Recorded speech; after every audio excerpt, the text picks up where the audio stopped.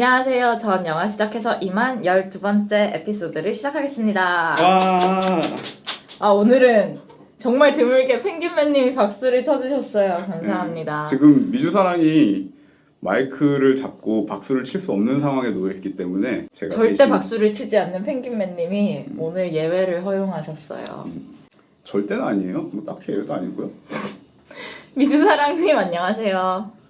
안녕하세요. 미주사랑입니다. 반갑습니다. 오늘도 새벽에 전화로 참석해 주셔서 감사하고요. 그리고 펭귄맨님 안녕하세요. 안녕하세요. 펭귄맨입니다. 요즘 좀 자주 못 봐가지고 반갑네요. 요즘 자주 못 보는 펭귄맨님.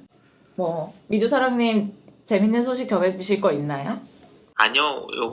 저번에 워낙 개인 소감을 많이 풀어놓고 또 저희가 녹음 되게 빨리 했잖아요. 아무튼 하나 있는데 수요일에 지난 14일에 류수정 양이 요즘 아이돌 드라마 공작단이라는 프로그램에 출연을 하고 있는데 거기서 다른 아이돌 멤버들하고 같이 가상의 프로젝트 그룹을 짰어요. 옆집 소녀라고. 옆집 소녀 제일 재밌는 것 같은데? 웃기죠. 근데 판타지를 극대화하는. 근데 판타지가 다 깨진 게 그 멜론에다가 음원을 업데이트하면서 아티스트 이름에 옆집 소녀도 아니고 엽소라고 해놔서 좀 그렇다. 그래서 사실 엄청 유쾌한 얘기는 아니죠. 노래는 나름 괜찮은데 저는 또 수정 씨의 앙상한 팔다리를 보고 슬퍼했다는 그런, 아무튼 그런 노래가 있으니 들으시려면 들으시고요. 노래 제목이 뭔데요? 딥 블루 아이즈요. 딥 블루 아이즈. 옆집 소녀의 우리 노래 잘하는 수정 씨가 옆집 소녀의 딥 블루 아이즈. 그 1999년도 영화 Boys Don't Cry 소녀는 울지 않는다에 보면 그런 가사가 나오거든요. 텍사스의 가장 푸른 눈이 오늘 나를 뭐라더라? 부른단가? 슬프게 한단가? 그런 가사 나오는데 그게 생각나네요 갑자기. 죄송합니다. 딱히 생각나는 거 없는데 딥 블루 아이즈라고 하면은 어디서 많이 들어본 것 같긴 해요. 근데 옆집 소녀가 딥 블루 아이즈를 가지고 있다. 뭐 그런 얘기겠죠? 사실은 그 노래 이제 제목이 뜻하는 바가 옆집 소녀가 좋아하는 사람이 딥 블루 아이즈를 보고서 이제 옆집 소녀를 그윽하게 바라본다 뭐 그런 얘기예요. 네, 그렇군요. 들으셨어요? 네네. 들렸어요. 오늘 오케이. 소리가 좀 왔다 갔다 할 수 있는데 양해 부탁드리겠습니다. 예, 그리고 저도 음. 제 집인데 도둑 녹음을 하고 있어서 새벽이라서 양해 부탁드려요. 새벽 감성이 물씬 풍기는 목소리예요. 걱정하지 마시고요. 새벽 방송 DJ 같아요. 어쨌든 러블리즈에 대해서 조금 더 얘기를 하자면은 제가 이제 지난 한 주간 러블리즈의 어뮤즈먼트 파크. 조이랜드던데요. 아 진짜? 제가 방금 뮤직비디오 찾아봤는데 유튜브에 영어 제목이 조이랜드로 올라와 있어요. 내가 본 거는 어뮤즈먼트 파크로 올라와 있던데? 죄송합니다. 조이랜드가 맞습니다. 오예. 어쨌든 결국 보셨는데 들으셨는데 진정상해. 어쨌든 저는 이제 미주사랑의 추천을 통해서 러블리즈의 밤새도록 돌아가는 관람차 랩을 듣기 위해서 뮤직비디오가 근데 있어요? 그냥 방송 영상밖에 없던데? 저도 맞아요. 방송 뮤직비디오는 영상을 없어요. 봤어요. 그러니까 사겠구나. 제가 뮤직비디오라 그랬어요? 어. 죄송하고요. 제가 정말 큰 죄를 지었네요. 그러니까 어쨌든 간에 그래서 조이랜드? 조이랜드 아니 없습니다. 여기 아무리 봐도 여기 없고요. 놀이공원? 네, 제 핸드폰 아무리 보셔도 없고요. 놀이공원을 이제 듣고 첫 번째로 깨달은 거는 미주사랑이 생각보다 랩을 훌륭하게 구현해냈다. 상당히 유사한가요? 나는 사실은 별로 유사하지 않을 거라 생각했는데 생각보다 유사했어요. 역시 그래가지고 다시 한번 최고의 사랑은 또 모방이잖아요. 그러니까 다시 한번 미주사랑에 감탄하는 시간이었습니다. 좋네요. 그 외에 뭐 근황 좀 얘기하자면은 하우스 오브 카드를 완주했고 다 보셨구나. 3시즌 다 봤죠. 네네네. 그리고 뭐 했지? 한 게 없나 그거 말고? 네. 뭐 일주일 사이에 뭐 그렇게 많은 일이 있지 술도 많이 않았을까요? 드시고 예. 술도 많이 햄버거도 먹고. 많이 드시고 네. 그러셨잖아요. 아, 그죠? 네. 햄버거는 그 햄버거집 얘기도 좀 해주세요. 햄버거 집이요? 근데 이분은 뭘 먹어도 그냥 완전히 맛이 없지 않는 이상 기억을 잘 못하실 것 같아요. 그저께 이제 햄버거를 3개를 먹었어요. 첫 끼로 오후 한 4시쯤에 랍스터 햄버거인가? 네. 거기서 햄버거를 먹었고요.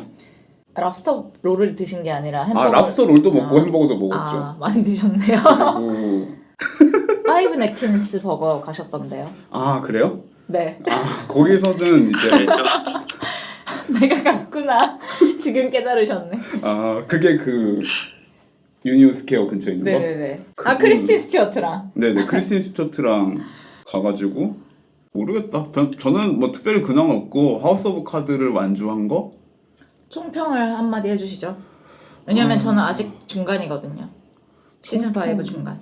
총평은 저는 사실 이런 정치 드라마를 보면서 느끼는 거는 뉴스룸이 트럼프가 당선되는데 한몫하지 않았나라는 생각을 하거든요. 뉴스룸? 네. 아, 드라마 뉴스룸. 네. 물론 사실 그 작가나 그 만든 사람들의 정치 색깔은 오히려 트럼프랑 정반대겠죠. 그 사람들이 트럼프를 찍었을 만한 사람이 아닌데도 불구하고 정치 혐오를 불러일으켜서. 정치 혐오를 불러일으키고 동시에 음. 약간 정치 얘기는 약간 애매한데 그냥 안철수 신드롬이랑 약간 비슷한 것 같아요. 제가 느끼기에는. 그러니까 그냥 밖에서 새로운 인물을 불러와야 된다. 정치 혐오를 불러일으킨다는 점에서. 그래서 트럼프는 사실 어쨌든 정치는 그렇죠. 아니고 그거 하나로 어필한 사람이죠, 사실. 예, 그래서 어쨌든 새 인물 그리고 효율의 문제, 승리의 문제에 집착하게 만드는. 왜냐하면 사실 서사라는 것 자체가 사실 효율과 집착을 통해서 어떻게 승리할 것인가라는 거 대충 퉁 쳐서 말할 수 있다고 생각하거든요. 뭐 많이 생각해본 적은 없어서 큰 근거는 없는데 뉴스룸이나 하우스 오브 카드 같은 걸 보면서 저는 뭐 재밌게 보지만 이거 넉넉히 보면은 잘하면 이거 보는 사람들이 트럼프를 찍었겠다라는 생각이 없지 않아 드는 면이 저는 좀 있어요. 전 사실 이거를 제가 한창 바쁠 때, 원래 바쁠 때는 다른 게 다 재밌잖아요.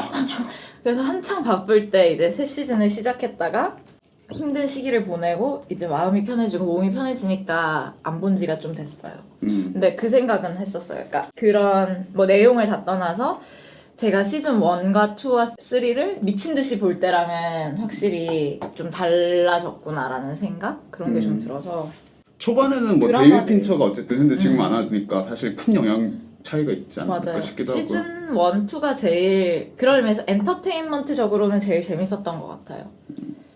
아무튼 그렇습니다. 근데 뭐 이게 그냥 틀어놓고 별 생각 없이 저도 드라마를 볼 때 저는 그렇게 열심히 보는 편이 아니라 가지고 사실 약간 딴짓 많이 하면서 봐가지고 그게 또 드라마의 장점이잖아요. 예. 근데 트위스트에 너무 집착하는 것 같아서 사실 그런 건 좀 별로인 것 같기도 하고 근데 그게 또 역으로 하우스 오브 카드의 장점이죠. 왕자의 게임이 누가 언제 죽을지 모른다는 게 그 드라마의 장점이라면은 하우스 오브 카드의 장점은 속고 속이는. 그러니까 누가 누구 편이고 상대방의 속을 알 수 없다는 점에서 어쨌든 긴장감이 나오는 드라마니까 그런 점에서는 여전히 탁월하고 재밌다고 생각해서 흥미진진하게 봤고요. 다만 이번에는 그 개개인이 하는 선택들이 아직 안 보셨다니까 뭐 구체적으로 말은 안 하겠는데 조금 더 본능적으로 사람들이 움직인다는 생각을 많이 했어요. 그 전에는 굉장히 디테일한 계획을 통해서 전략적으로. 전략적으로 한다면은 얘네들이 전략적인 척하고는 있지만 실제로 별로 전략적으로 지금 행동하는 것처럼 보이지 않는 선택들이 좀 보여가지고 그 부분에 대해서는 약간 아쉬웠다는 생각이 들고요. 뭐 그냥 그 정도? 네. 막간 리뷰였고요. 그럼 이제 엘르 얘기로 들어가 봅시다. 댁은 뭐 했어요? 아, 저요? 저는 정말 한 게 없는데 저는 친구가 와가지고 제가 사는 동네에 와가지고 친구랑 많이 놀고 있어요. 친구 어머니랑도 놀고 있고요. 네, 그렇습니다. 고등학교 친구여서 옛날 생각도 많이 나고요. 또 여기저기 많이 돌아다니고 많이 걸어다니고 건강해지셨겠어요? 네. 그리고 뭐 많이 먹고 아유 건강하네. 너무 건강해져서 큰일이라는 근황을 전하면서 별 볼 일 없는 근황을 마치겠습니다. 엘리는 2016년 작이고요. 네네. 네덜란드 출신 음. 폴 버호벤 감독의, 발음이 너무 어려워요. 폴 버호벤 감독의 2016년 영화고, 이자벨 위페르가 주연을 맡아서 열연을 했던 영화죠. 줄거리를 간단하게 설명을 드린. 근데 이 영화 사실 줄거리가 간단하게 좀 하기에는 너무 등장인물이 많아요. 맞아요. 제가 한번 해볼게요. 주인공 이자벨 위페르의 이름은 미셸이고요. 중년? 한 40대, 50대로 보이죠? 이혼을 하고 혼자 살고 있는데 어느 날 집에 침입한 정체모를 괴한에게 강간을 당해요. 그런데 그 이후에 이 여자의 대처 방식이 굉장히 흥미로운데, 뭐 그냥 평소처럼 뭐 게임회사 대표로서 일을 하고, 또 그 회사를 이제 친구랑 같이 운영을 하는데 그 친구의 남편이랑 바람도 피고, 또 이제 전 남편이 새로운 어린 여자친구를 사귀었더니 그 여자친구 질투하기도 하고 그냥 되게 일상적인 삶을 살아가요. 그리고 또 어쨌든 성공한 비즈니스 우먼이기 때문에 아들이 이제 여자친구와 아이를 갖겠다라고 했을 때 금전적인 도움을 주기도 하고, 또 완전히 그 사건에서 벗어나지는 않은 것 같은 게 자기 회사 직원들을 범인이 아닐까 의심하면서 뭐 뒷조사도 시키고 뭐 여러 가지 일을 해요. 그런데 그게 일반적인 강간 피해자? 뭐 강간을 당한 사람의 행동은 아닌 거죠. 일단은 신고를 안 한다는 것부터가 그렇죠. 특이하죠, 사실. 그리고 사실은 원래는 성폭행을 당하면 가장 먼저 하면 안 되는 게 샤워를 하는 건데, 이 여자가 가장 먼저 하는 게 집을 치우고 샤워를 하는 거예요. 그러니까 경찰을 굉장히 불신하는 캐릭터인 거죠. 그리고 그런 일상을 살던 와중에 어머니와 아버지를 또 둘 다 잃게 되는데, 이 아버지는 수십 년 전에 이제 자신의 이웃들을 갑자기 미쳐가지고 다 죽여버리고 감옥에 오랫동안 수감돼 있는 사람이었고, 그것 때문에 이 미셸도 어릴 때부터 살인마의 딸로서 매스컴을 많이 탔고 뭐 피해를 겪었다는 뒷이야기가 또 조금 등장하고요. 어머니는 이제 남편이 수감된 이후에 이제 삶을 즐기면서 젊은 남자들과 즐거운 삶을 살아가는 사람인데, 둘 다 어쨌든 세상을 떠나게 되죠. 근데 여기에 대해서도 미셸은 별다른 어떤 감정적 동요를 크게 보이지는 않아요. 되게 특이한 사람이에요. 그리고 어느 날 다시 이 강간범이 찾아오는데, 이때 미셸이 강간범의 복면을 벗기는데 성공을 하고, 알고 보니까 이 사람이 자기의 이웃인 패트릭이란 남자라는 걸 알게 되는데, 이때 패트릭은 사실 미셸이 그냥 이웃으로만 생각했던 게 아니라 좀 성적으로 이끌렸던 사람이고, 실제로 그 전에 유혹을 하기도 했던 사람이죠. 그리고 뭐 약간 유치하게 흔히 있는 장면인데, 이제 다리 같은 걸로 이제 그렇죠. 뭐 그거죠, 그거. 테이블 밑에서 다리로 유혹하기도 하고, 그리고 다른 면에서는 쌍안경을 통해서 그 패트릭이 짐을 나르는 모습을 보면서 자위를 하는 장면도 있죠. 그래서 근데 패트릭이란 사실을 알게 되고 나서 이제 이 남자는 도망갔는데, 여기에 대해서 미셸이 범인을 알았음에도 특별한 조치를 취하지 않는 것처럼 보여요. 그러고 나서 어느 날 이제 패트릭이 아내가 뭐 여행을 갔으니까 자기 집에 와서 저녁을 먹고 가라 하고 미셸과 미셸의 아들 뱅상을 초대를 하는데, 이제 뱅상이 그 집에서 잠든 사이에 또 지하실에서 이 둘이 관계를 갖는데, 여기에서 두 사람의 어떤 그런 강간 패티시 같은 게 극명하게 드러나죠.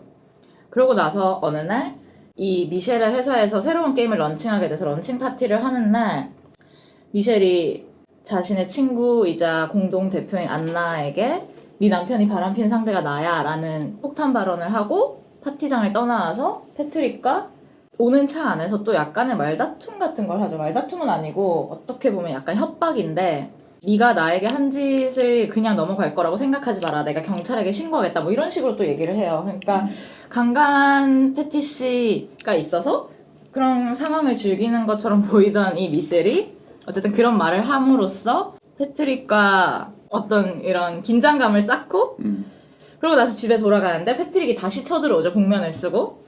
근데 때마침 일찍 돌아온 아들이 그 광경을 보고 머리를 쳐서 패트릭을 죽이게 돼요. 그래서 패트릭의 아내는 결국 동네를 떠나게 되고, 미셸은 이제 남은 삶을 그냥 또 아무렇지 않게 살아가고, 남편이 바람폈다는 사실을 알게 된 안나는 남편과 헤어지고 오히려 미셸을 집에 들어와서 살겠다라는 얘기를 하면서 영화가 끝이 납니다. 굉장히 이상한 영화네요, 얘기를 하고 보니까. 마지막 장면 한 번만 다시 말해줄래요? 마지막 장면에 미셸이 그 아버지와 어머니가 있는 납골당 같은데 혼자 있으면 그 친구인 안나가 찾아와요. 네가 여기 있다고 들었다 이러면서 그러면서 내 남편은 나를 떠났고 나는 이제 혼자 살아야 되는데 집이 너무 크니까 집을 팔아버리고 니네 집에 들어갈까봐 이러면서 미셸에게 얘기를 하고 둘이 막 웃으면서 그 묘지를 걸어 나가면서 끝이 나요. 사실은 중간에 파티 장면이 하나 있는데요. 거기서 또 둘이 침대에서 키스하는 장면이 있죠. 그렇습니다. 네, 그래서 그 둘의 관계도 사실은 뭐 약간 평범한 관계는 아니고. 근데 키스를 하는 게 아니라 그런 거 아닌가요? 그러니까 우리가 예전에 한번 이런 관계를 시도했었는데 잘 안 됐었지라는 추억에 잠긴 그쵸. 그 키스가 그러니까 약간 연인으로서의 약간 그런 키스라기보다는 그냥 약간 뭐라 그러지? 코에다 하나? 그냥 약간 가볍게 그냥 맞아요. 하는 장면이 있는데 네, 과거에 어쨌든 그런 시도를 했었던 사이라는 거가 약간 드러나는 거죠. 그래서 그럼에도 불구하고 어쨌든 간에 둘이 한 침대에서 자면서 그런 이야기를 한다는 점에서 사실은 맞아요.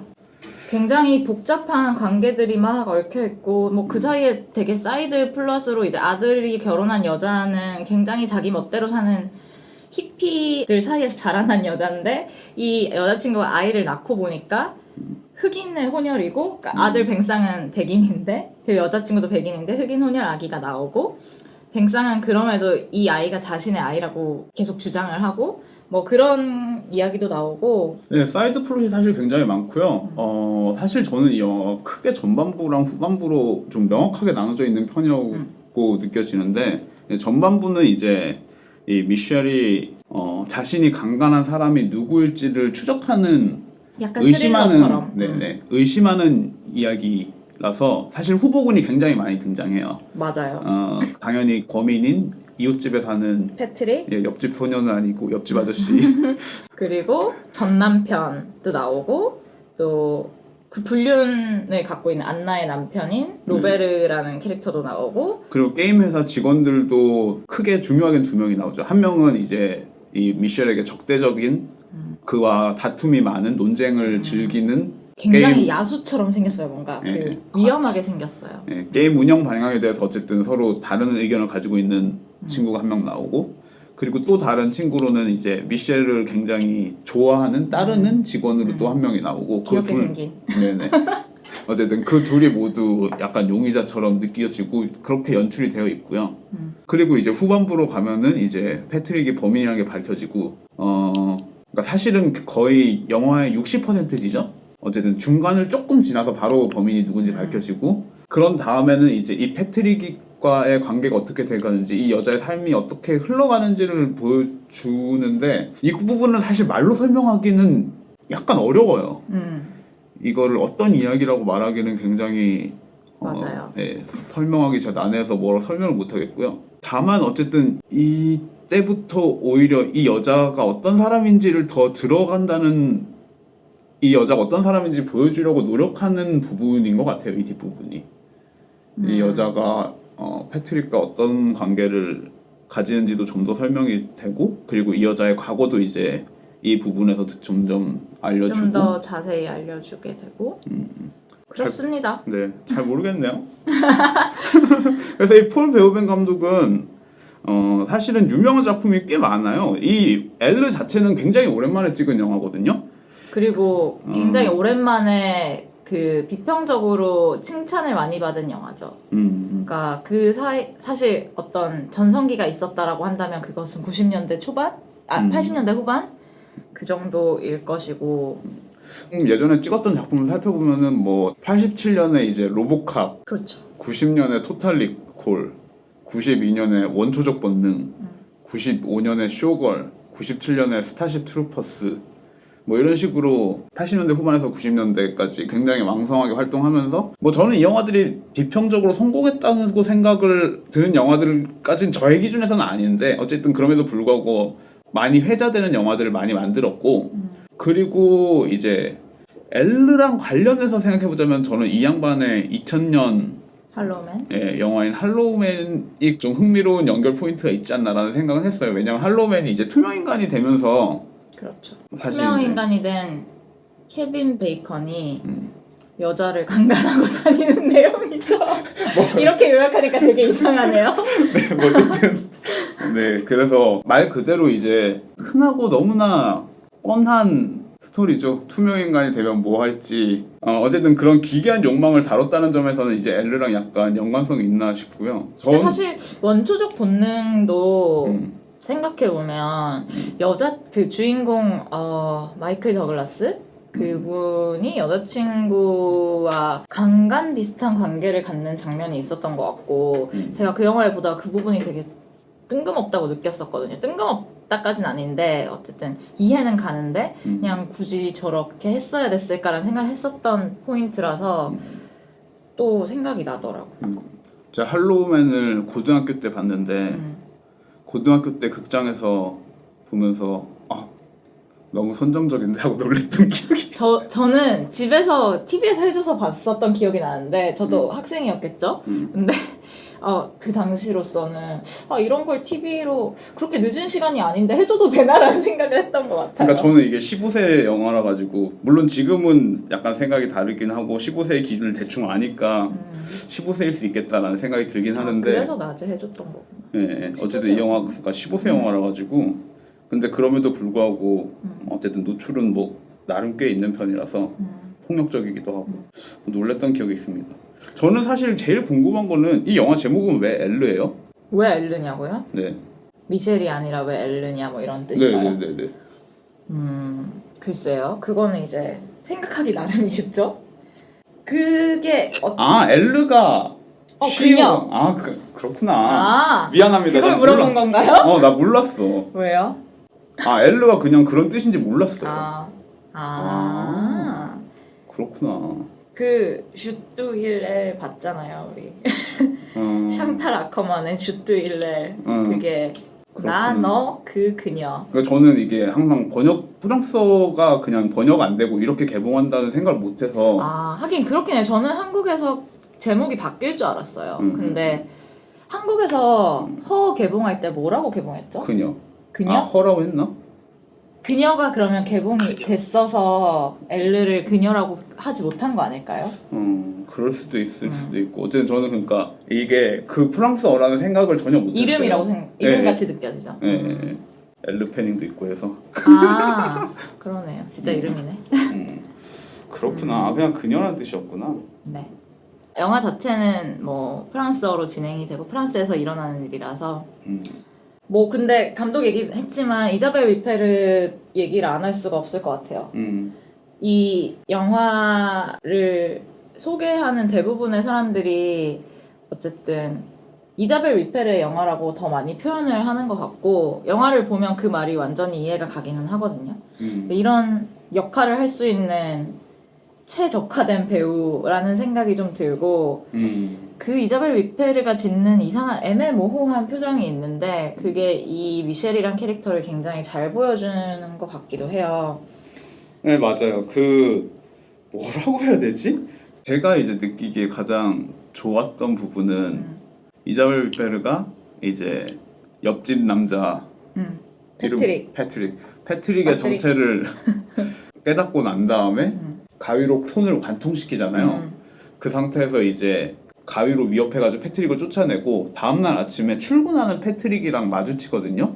그럼 패트릭은 손에 붕대를 감고 있고 엘르래 이자벨 위페르 미셸도 이제 약간 어제 강간 과정에서 다친 부분이 있기 때문에 완전 멀쩡해 보이진 않는 표정에서 서로를 그냥 마주보고 특별히 아무런 대사도 하지 않고 그냥 눈빛만 교환을 하는데 그 눈빛 교환이 그냥 뭐 서로 정말 쳐다본다기보다도 정말 저는 거기서 일말의 감정도 없는 타인 같은 시선을 주고 그러면서 이제 웃는 것 같기도 한데 웃는 게 아닌 그런 표정을 만들어서 그런 모습에서 되게 재밌었어요. 그 표정 얘기를 하니까 생각나는 장면이 그 미셸이 이제 아버지를 면회를 계속 안 가다가 결국 한번 결심을 해서 어머니가 죽으면서 이제 꼭 아빠를 한번 보러 가라라고 얘기를 해서 마지못해 뭐 면회를 갔는데 면회를 오기 전날에 아버지가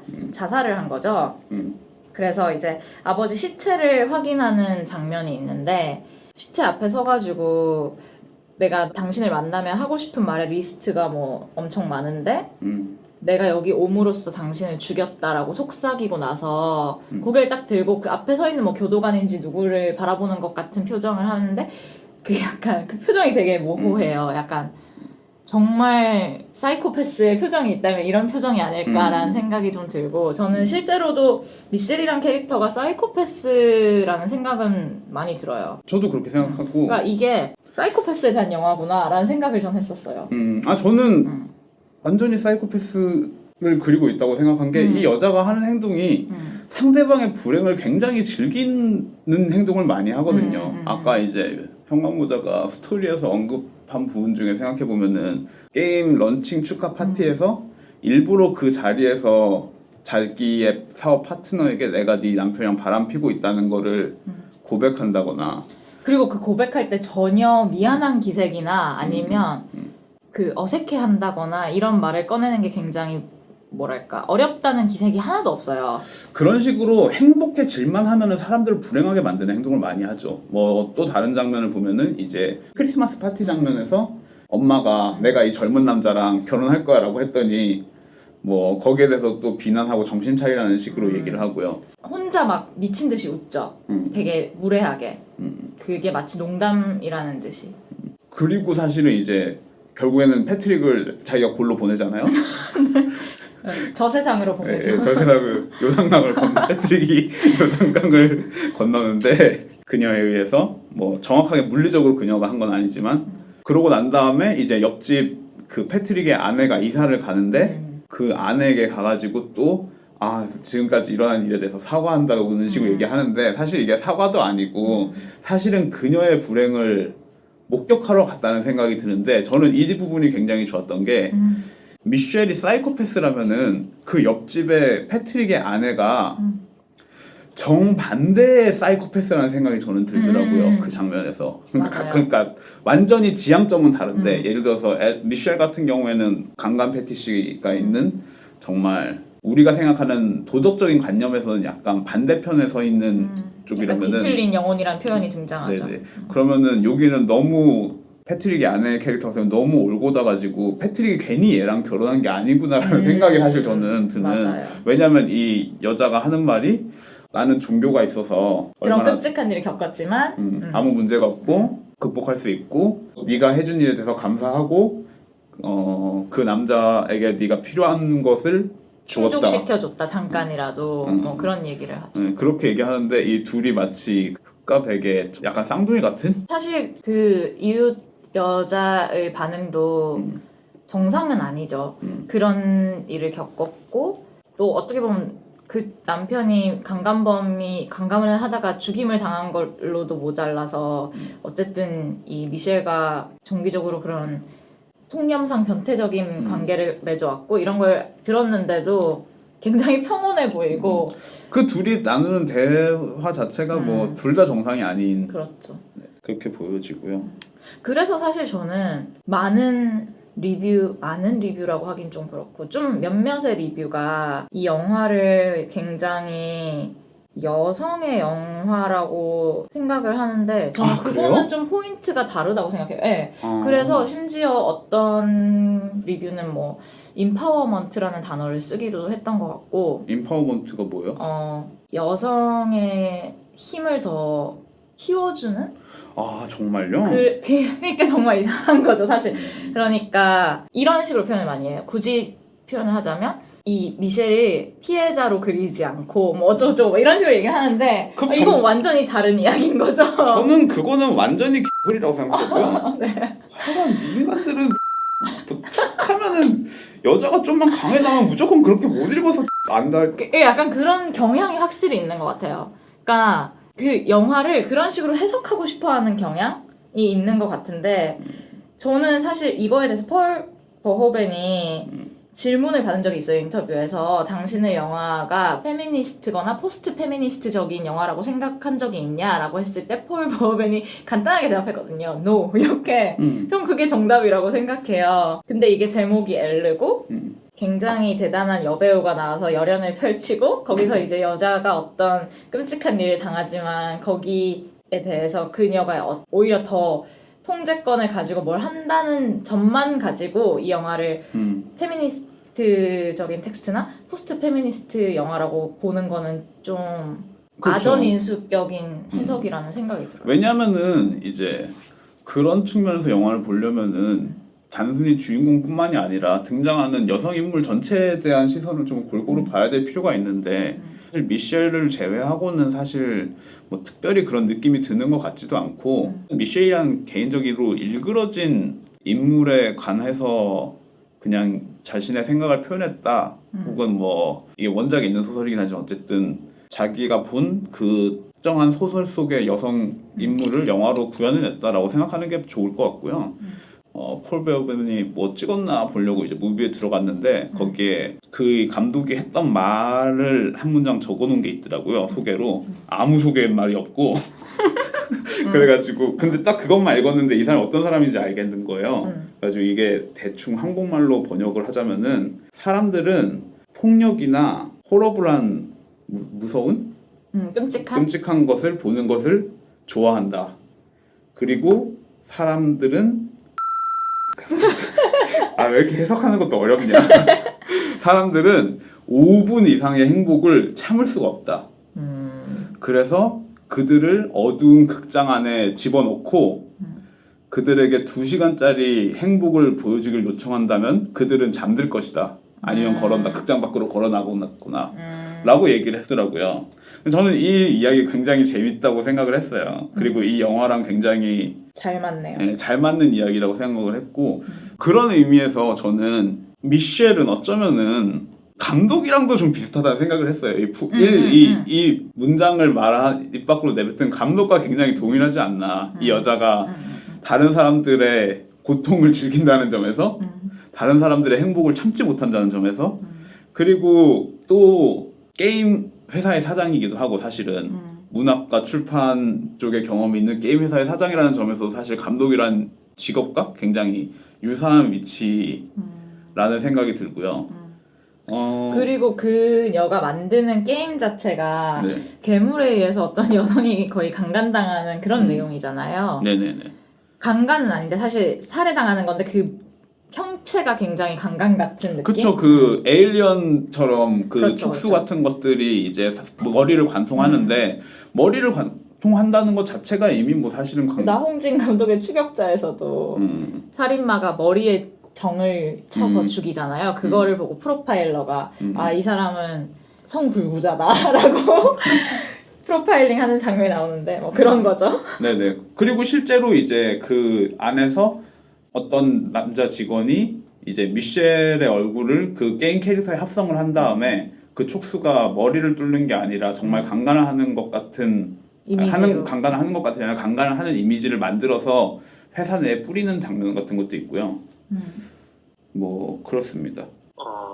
근데 이게 페미니스트 영화라고 읽힐 소지도 좀 있는 게 폴 버호벤이 또 댄 오브 긱이라고 번역하면 이제 오타쿠 소굴이라고 할 수 있는데 여기랑 이제 하면서 자기 작품 의도가 뭐냐고 했냐면 성범죄를 당한 여자가 부끄러워하는 이 현실에 대해서 비판을 하고 이걸 이제 미셸 캐릭터를 통해서 표현을 하고자 했대요. 그래서 자기가 당한 끔찍한 일과는 별개로 일상생활을 이어나가는 의연함을 표현하고 싶었대는데 사실 그 우리가 방금 얘기한 것처럼 사이코패스 기질이 분명히 있잖아요. 그 미셸한테. 이 부분은 사실 약간 너 좀 이상한 영화 만들었다 이런 비판을 피하려고 하는 착한 척하는 발언이라고 생각을 하고 근데 이제 또 다른 거를 보니까 2016년 뉴욕 국제영화제에서 이자벨 위페르가 왔을 때 이제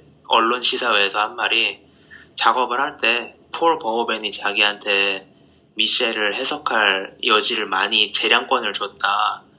이러고 이제 그 자리에서 이자벨 위페르가 미셸을 포스트 페미니스트 캐릭터라고 부르고 싶다고 하더라고요. 왜냐면 뭐 뻔한 내용이지만 실패한 남자들을 대신해 세계를 지키는 보호자가 되는 여성이 보호자가 된다고 해서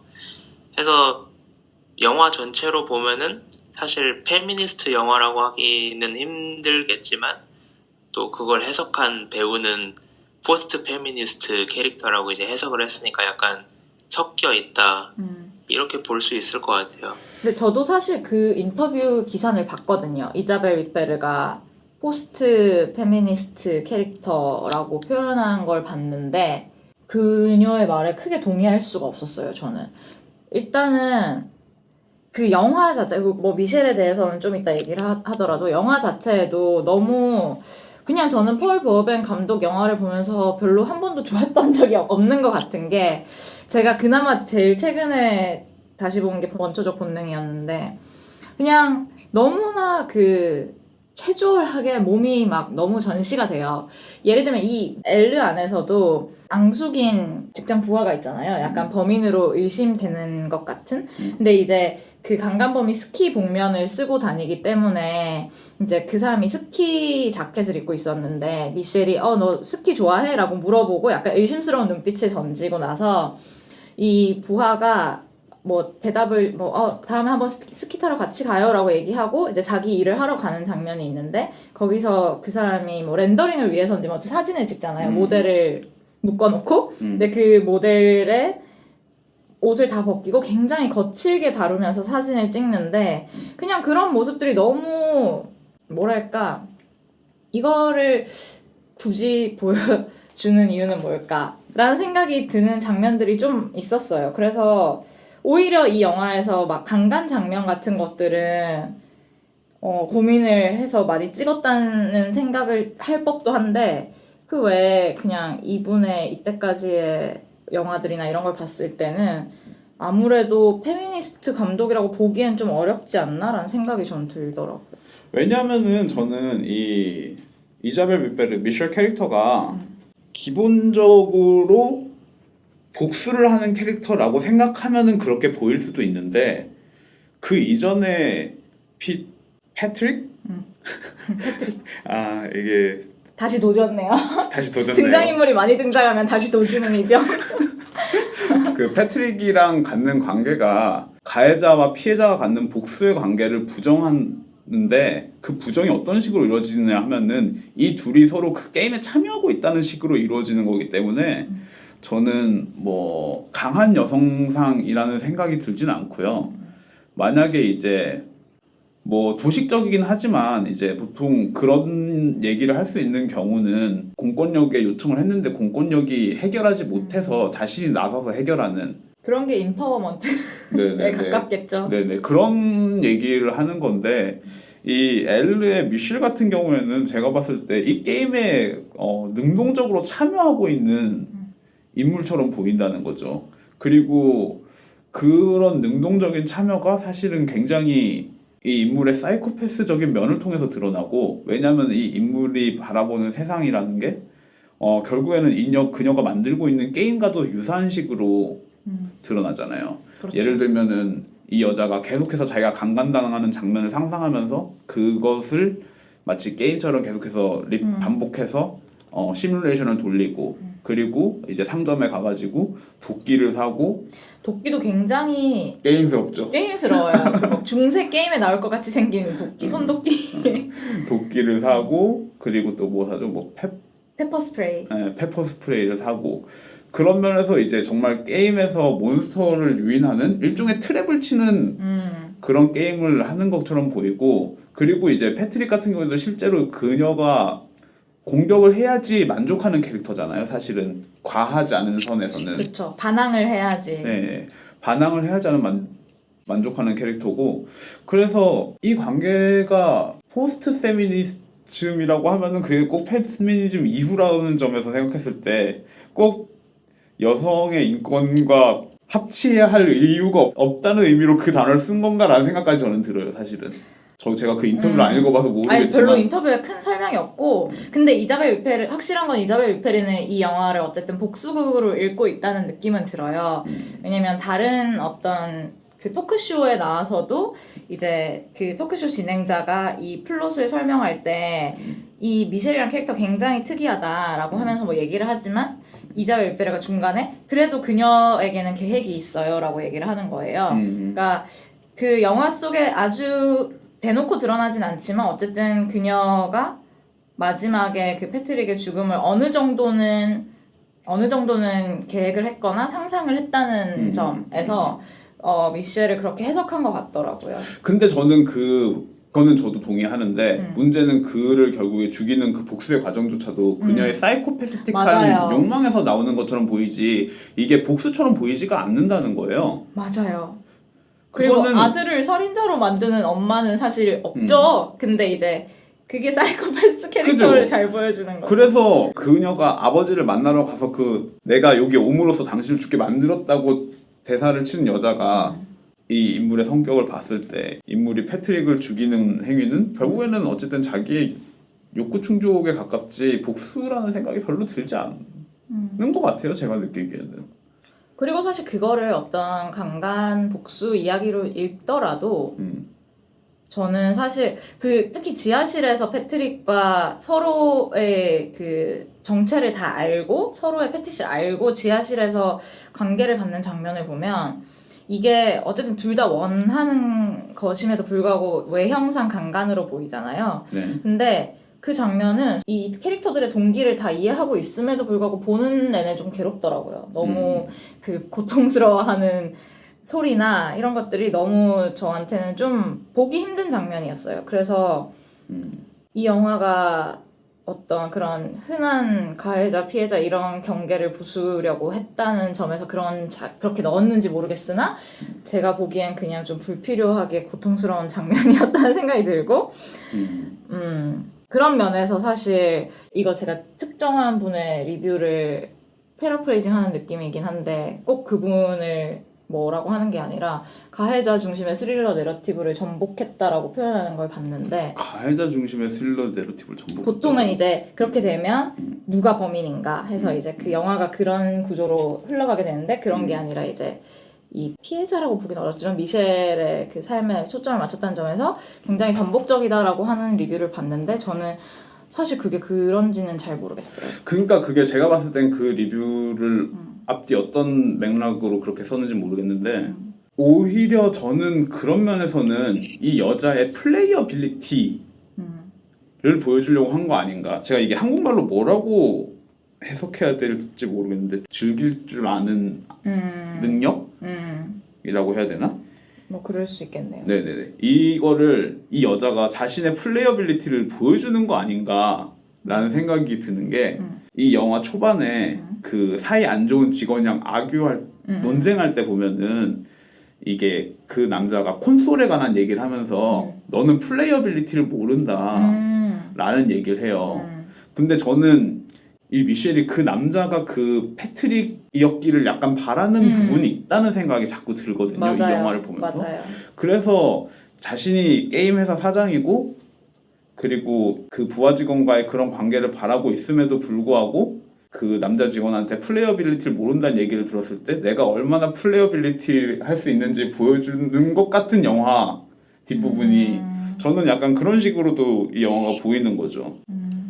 확실히 그 두 직원을 비교하는 걸 보면 직접 비교하는 게 아니라 어쨌든 영화상에서 약간 대조가 되는 관계인데 그 미셸에게 우호적인 직원은 굉장히 약간 순하게 생기고 좀 뭐랄까 다정하고 그런 네네. 캐릭터라면 이 사람은 미셸을 굉장히 무시하고 자신의 상관이지만 너는 게임을 지읒도 모르잖아 이러면서 약간 무시하는 듯한 발언을 하고 약간 수염도 있고 약간 좀 매섭게 생긴 더 남성적으로 생긴 그런 캐릭터잖아요. 그래서 사실은 저 커트라는 캐릭터를 싫어해야 정상인데 미셸이 오히려 더 흥미를 느낀다는 부분은 확실히 느껴지는 것 같아요. 그래서 저는 이게 뭐 강간의 문제로 생각했을 때는 강간의 문제에서 중요한 거는 오히려 가해자와 피해자가 명확하게 나뉘는 게 오히려 더 좋은 거라고 생각을 하거든요. 그런 다음에 이제 복수는 복수? 일단 복수는 인간의 영역도 아니고 사실은 뭐 저는 어쨌든 좀 올바른 사람이라 가지고 공권력으로 해결해야 될 문제라고 생각을 하는 거. 왜 그래요? 내가 올바른 사람이라고 하니까? 아 올바른 분 너무 맞죠? 기뻐서요. 기뻤어. 너무 기뻐서요. 아니 이 사람이 지금 빵 터졌어 지금 내가 올바른 사람이라고 하니까. 근데 제가 왜 이 얘기를 하냐면은 미셸이 처음에 이제 되게 캐주얼하게 주변 사람들한테 자기가 강간당했다는 얘기를 꺼내잖아요. 그때 제가 이거를 명확하게 기억하고 있는지 모르겠는데 제가 영어 자막으로 보다 보니까 I guess I was raped라고 얘기를 해요. I guess. 예. 그러니까 애초에 이 여자가 자기가 강간을 당했다고 그다지 생각하나 싶기도 하다는 거죠. 왜냐하면 맞아요. 그 관계를 자기가 즐겼기 때문에 어느 정도. 맞아요. 예. 그게 강간의 경계는 어디인가? 갑자기 그게 생각나네요. 그래서 이 여자가 하는 거는 어쨌든 간에 이 IMDb의 이 영화 설명을 보면은 캣앤마우스 게임이라는 얘기가 써 있어요. 그래서 캣앤마우스 게임이라는 거는 아마 그냥 그 쫓고 쫓기는 관계인데 그 상태를 이제 서로 즐기는 상태겠죠, 아마도. 그래서 그 게임 안에 있는 인물들처럼 보이고, 근데 이제 중요한 거는 이 여자의 가장 큰 즐거움은 결국에는 이 마우스처럼 보이지만 실제로는 그 트랩을 통해 가지고 이 캣을 절단냈을 때가 일종의 클라이막스, 이 게임의 클라이막스가 아닌가 그녀에게. 그냥 그런 생각이 드는 영화인 거죠. 그래서 결론은 미셸은 야, 뭐 그런 생각이 드는 영화였고요. 하지만 그럼에도 불구하고 아니 약간 위험해지는데 저는 사실 미셸이란 캐릭터에 굉장히 공감이 갔어요. 왜요? 바르게 사신다면서요. 아 근데 나 이거 왜 그런지 모르겠어. 아 근데 이게 좀 신기한 게 저는 이거를 전혀 공감할 수 없는 캐릭터를 만들려고 했던 게 아닐까라는 생각을 했었거든요. 근데 그 와중에 또 공감을 하시는 분이 있네. 이유를 좀 잘 생각해 봐주세요. 궁금합니다. 내면의 깊은 미셸을 끌어내세요. 그러니까 내가 그런 면이 있나 봐. 이 그 복수극이 아니라는 점에서 그 할 얘기가 있는데요. 사실 시놉시스라든가 예고편을 보면 예고편이 국내 예고편도 그렇고 미국판 예고편도 그렇고 미셸이 이제 전적으로 피해자로서 복수를 할 것 같이 그렇게 기대감을 불어넣죠. 특히 이제 포스터 같은 경우에 국내하고 이제 북미 포스터가 똑같은데 문 틈으로 미셸 얼굴이 보이고 그리고 포스터 오른쪽에 검은 장갑을 낀 남자의 손이 이제 문을 부여잡고 있단 말이죠. 근데 사실 이제 우리가 영화를 생각하면은 그 문을 잡은 남자의 손의 주인은 어떤 미셸의 먹잇감에 불과한데 좀 이렇게 불쌍하죠.